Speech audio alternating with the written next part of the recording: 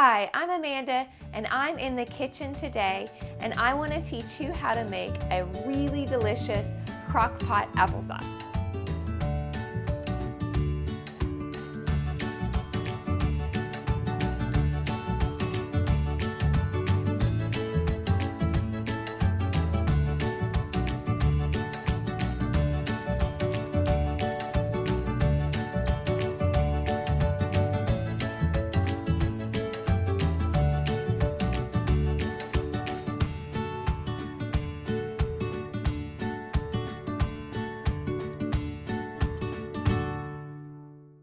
We are full on in apple season and my family and I just went to our neighbor's. He has an orchard and we picked a bunch of apples. So I have been busy preserving all the apples from apple pie filling to sliced apples and applesauce. And today I want to show you how you can take the apples and make a really easy crock pot applesauce with no added ingredients except for maybe a few shakes of some spices. If you're going to peel the apples, you can either use a knife, and that's fine.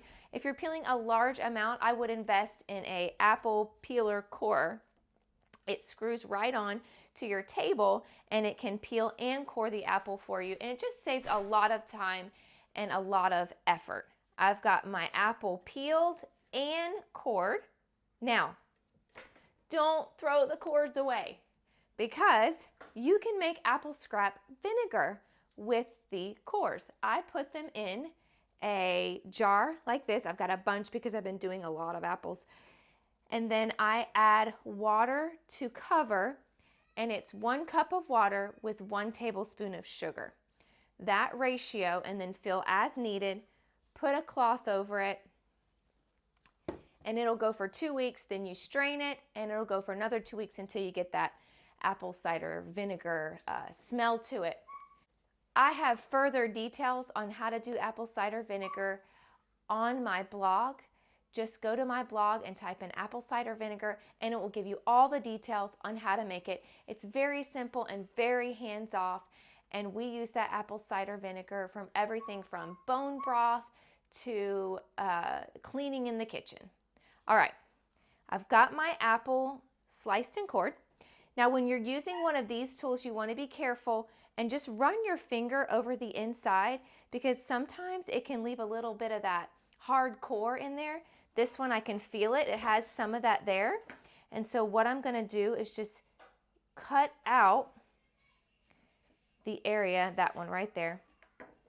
And then the rest of these, I'm just going to throw right in. Well, this one I'm doing in the Instapot. So I'm going to throw this in the Instapot. Now, you can do it in the Crockpot or the Instapot. I have both here so that I could show you both of them. For the Crockpot, this one has been filled up. I sprinkled some cinnamon, some nutmeg, and some cloves in there. And then I added about 1/4 cup of water, put the lid on, and let it go on high for 2.5 hours, and it's done. You can also do it in the Instapot. If you do it in the Instapot, fill it up, add 1/2 cup of water, and you're going to put it at pressure for 5 minutes. That's it. It doesn't take long at all. Then it's done. Now, when these are finished, I use an immersion blender. I love this thing. I use it for so many things, but it is great for smoothing out your applesauce. If you like it chunky, you can just do it a little bit. I like it really smooth, so I'm just going to smooth this out.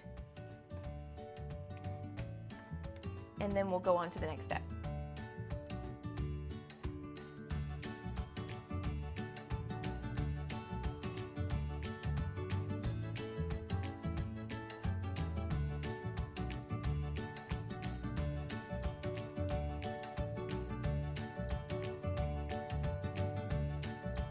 Okay, I've smoothed out my applesauce. What's the next step? Well, you have 2 options. You can eat it, which we do that too, or you can can it.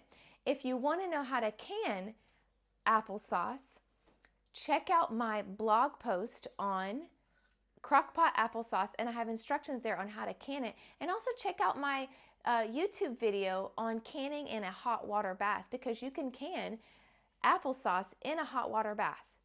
So, Peel the apples, core the apples, throw them in the crock pot on high for 2.5 hours, blend it, and you're good to go. Add the spices that you wish, and you're really good to go. If you want to do in the Instapot, 5 minutes at high pressure, blend, and it's ready to go. If you want more tips, again, check out my website at www.lifewithaprons.com.